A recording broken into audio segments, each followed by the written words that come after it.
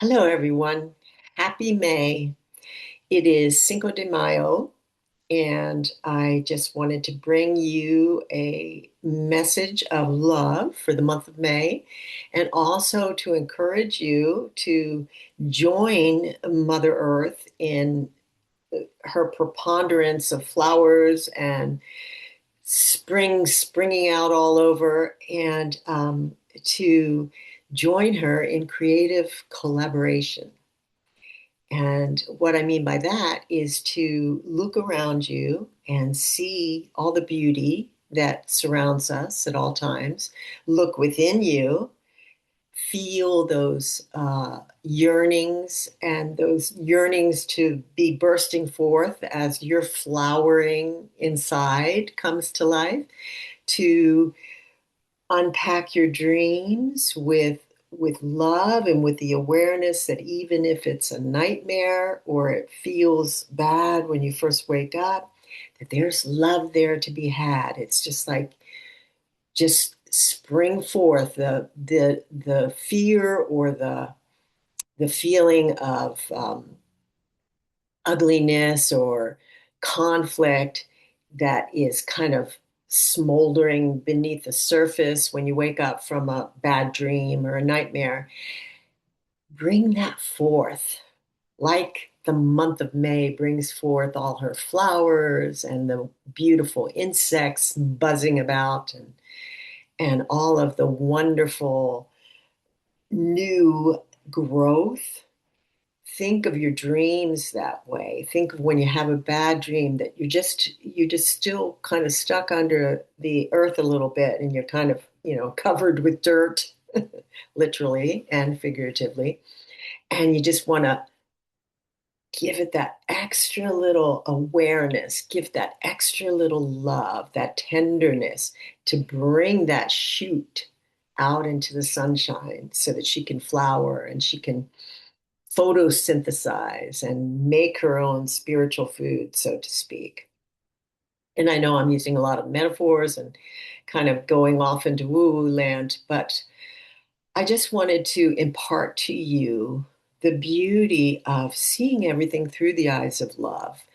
As in this beautiful month of May, if we were to just look around, and regardless of where you are, maybe your month of May, wherever you are, is kind of dark or not so bright and sunny. And if you're on the other side of the world, then it's autumn for you instead of spring. But to just whatever beauty you can find without, around you, or if you have to, if the your surrounding environment is seeming a little forbidding or unpleasant, then to just breathe into what is within you. I have also done an attunement that I'm going to send along with this video with my May newsletter. And it's an attunement to go within your body and to just take a journey in there and to kind of like a trip of gratitude into our bodies so that we can really get in touch with how they work for us 24/7. So that comes along with this newsletter. And also, the idea to be creative, people will think of being creative. A lot of times, the first thing that comes to mind is that we do artwork, or we're a writer, or we're a creator of music, or we're a dancer, we're a creator of movement, and those kinds of very visible things. But being a creator and collaborating in creativity can be the simplest thing of just picking up shells and driftwood off of a beach and, just making a little altar at home with it, or putting it together with glue into a pendant. I met a new friend recently in my town, and she does these lovely little pendants and wall hangings and pictures, kind of collage pictures with all the little bits of treasures that she picks up off of the beach and in the forest as well. And they're magical, creative things. And she has no intention of ever selling them. And she herself was very pretty modest about how beautiful they are, but and they make her feel good, you know. And even just this the simple act of sitting down at a meal that you've just cooked and just savoring every bite of it, that's an act of creativity. That's create you being in collaboration with the creativity of your nutrition, your physical health. So that's what I'd like to encourage you today to just be a creative collaborator. Easier to think than to say, but just to bring forth your creativity in collaboration with the month of May and Mother Earth and whatever's going on around you, to see that as the perfect thing that you need at this moment in time. A lot of times we feel like, okay, you know, if I'm thinking right and acting right and doing right and saying my prayers and doing my inner work, then what comes to me is going to make me happy. Well, I en- encourage you to turn that around and know that the happiness is always there. But sometimes what comes to you, and we have this joy, this divine love within us that is there waiting for us at all times. And sometimes what comes to us requires us to take another step to actually uncover how that interacts with the love and the joy that's inside of us and the peace that's inside of us. Because what comes at us sometimes can be conflicted or make us feel offended or afraid.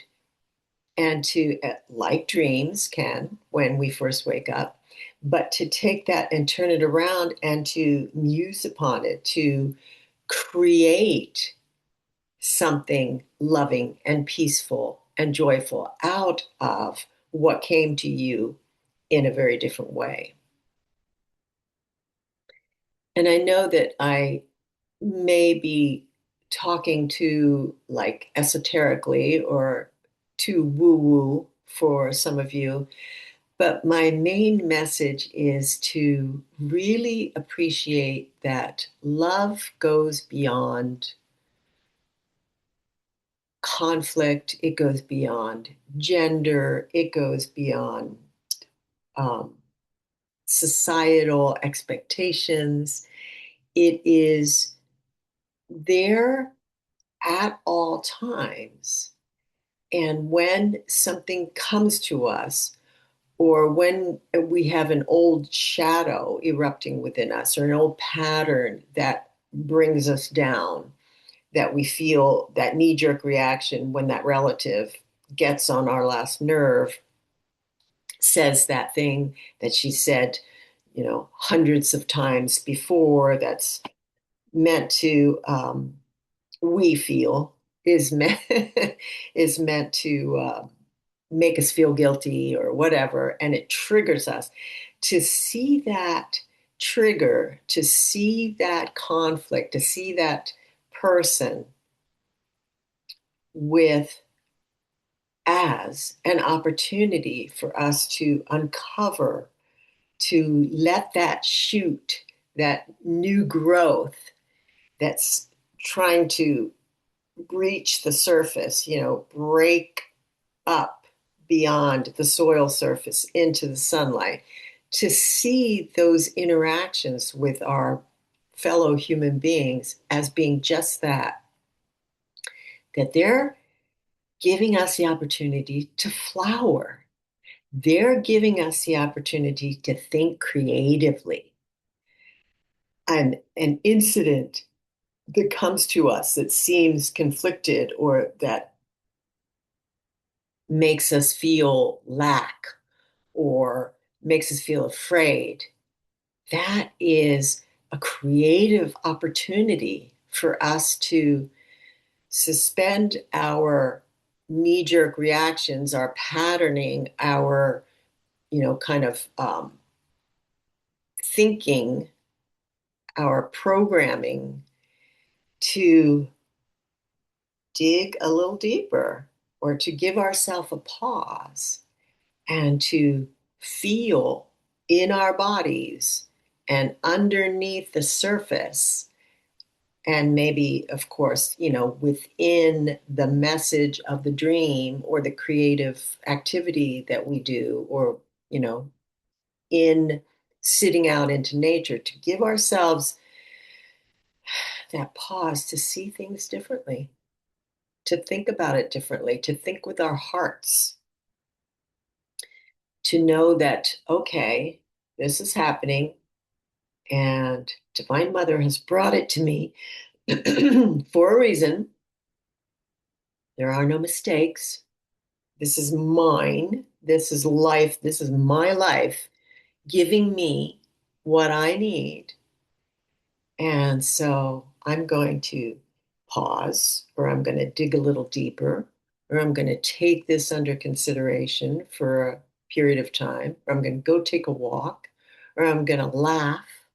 I'm going to do something with my hands, and I'm going to give myself a chance to be a creative collaborator with life, to take life as it comes, and to know that if I hold the torch high enough, if I walk the walk long enough, that conflict, that pain, that fear, that hurt, that dotty relative, I'm going to be able to create love from that.